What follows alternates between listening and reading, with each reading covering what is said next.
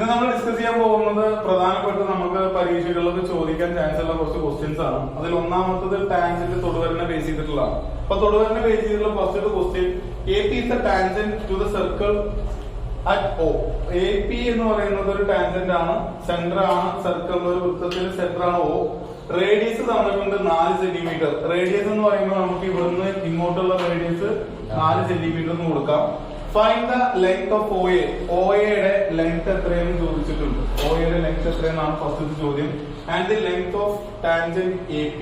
APയുടെ tangent എത്രയാണ്? അപ്പൊ അങ്ങനെ രണ്ട് ചോദ്യങ്ങളാണ് ചോദിച്ചിട്ടുള്ളത്.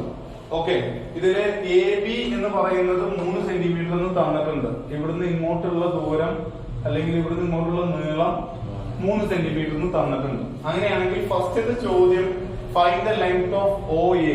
ഓയിൽ നിന്ന് എയിലേക്കുള്ള ദൂരം എത്രയായിരിക്കും? 7 സെന്റിമീറ്റർ. എങ്ങനെ കിട്ടി?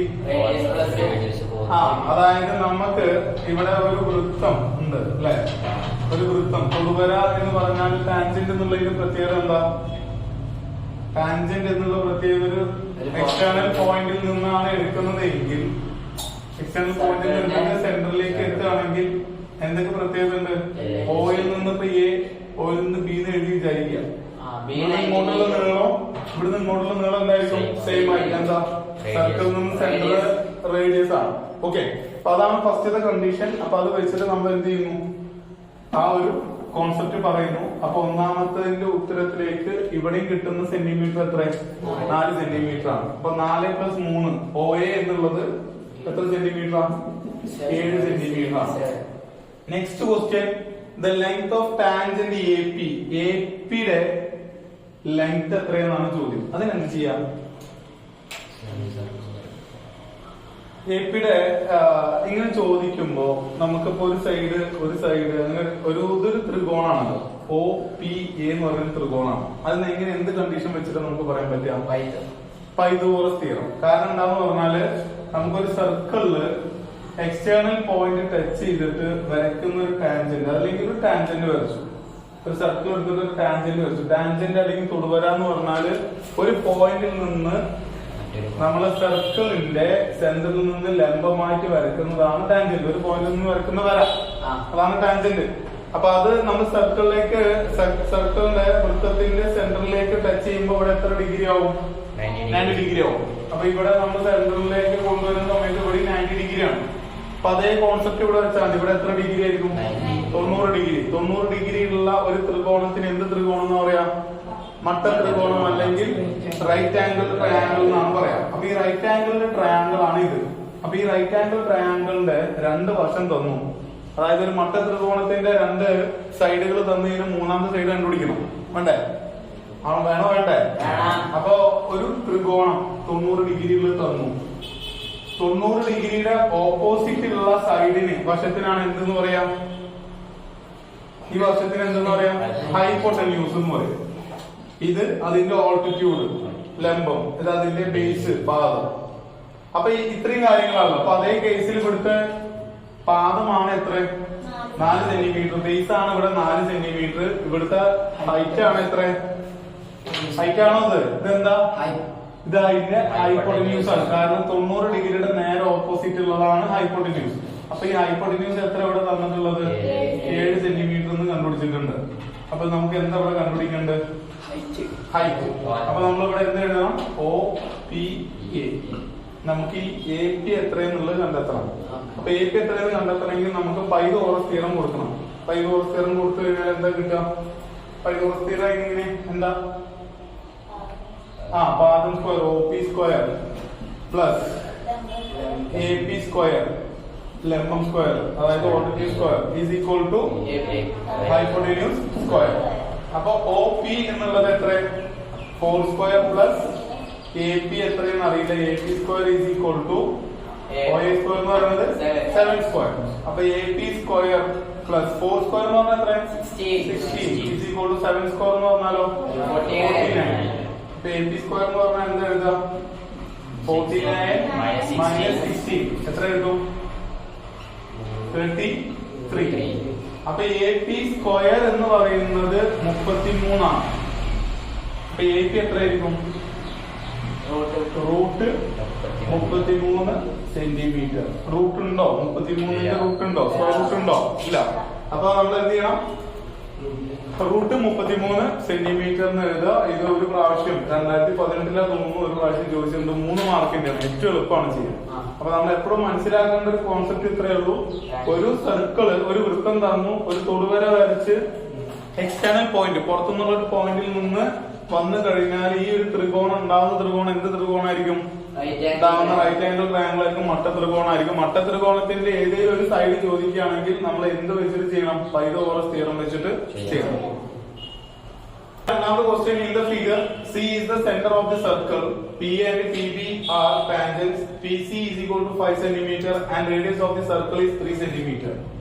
Find the length of PA, what is the area of quadrilateral PACB? അതായത് ഈ ചുവടെ തന്നിട്ടുള്ള ഫിഗറിൽ സി എന്ന് പറയുന്നത് സെന്റർ ആണ്. എന്തിന്റെ? ഒരു വൃത്തത്തിന്റെ കേന്ദ്രമാണ് സി.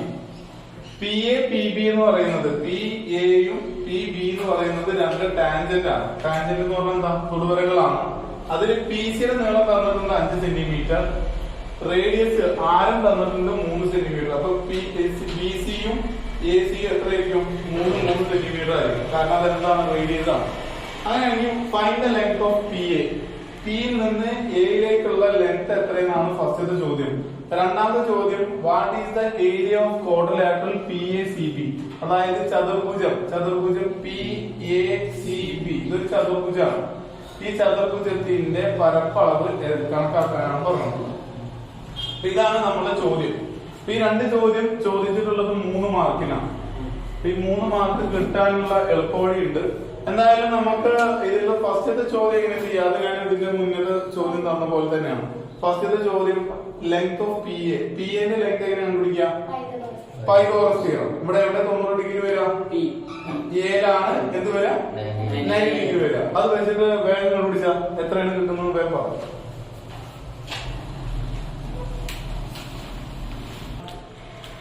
അപ്പോ നമുക്ക് ട്രയാങ്കിൾ പി എസ് സി ചെയ്യുമ്പോ പൈതഗോറസ് തിയറം വെച്ചിട്ട് നമുക്ക് പി എ അല്ലെ, ഇതിന് മുന്നേ പറഞ്ഞ അതേ ക്വസ്റ്റ്യന്റെ അതേ മോഡൽ തന്നെയാണ്. പി എ സ്ക്വയർ എന്നുള്ളത് 14 സെന്റിമീറ്റർ. അപ്പൊ പി എന്ത് എഴുതാം? Root 16 which is equal to 4 centimetre. ഒന്നാമത്തെ ക്വസ്റ്റ്യന്റെ ആൻസർ ക്ലിയർ ആയി. എത്രയാണ്? P A is equal to 4 centimetre.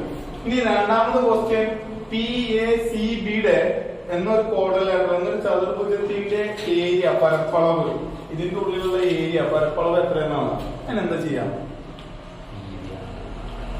ഒരു ചതുർഭുജത്തിന്റെ ഏരിയ പരപ്പളവ് പിടിക്കാൻ എന്താ ചെയ്യാം?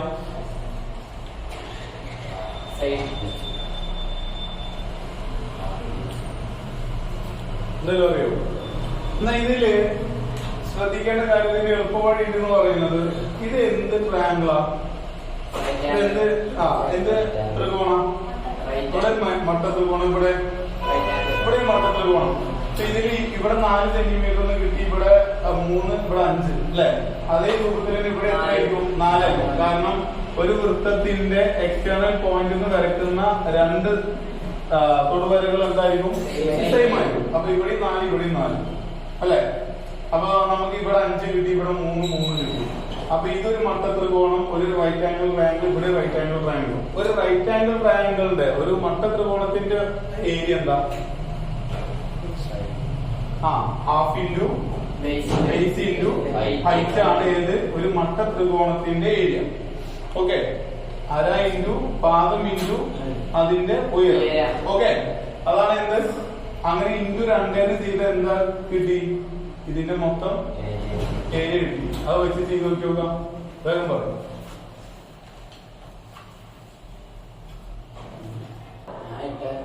അപ്പൊ നമ്മൾ പറഞ്ഞ equation half into base into height, എന്തിന്റെ ഇക്വേഷൻ? അത് ഒരു മട്ട ത്രികോണത്തിന്റെ ഒരു റൈറ്റ് ആംഗിൾ ട്രയാങ്കിളിന്റെ. അങ്ങനെ എത്ര എണ്ണം ഉണ്ട് ഇവിടെ?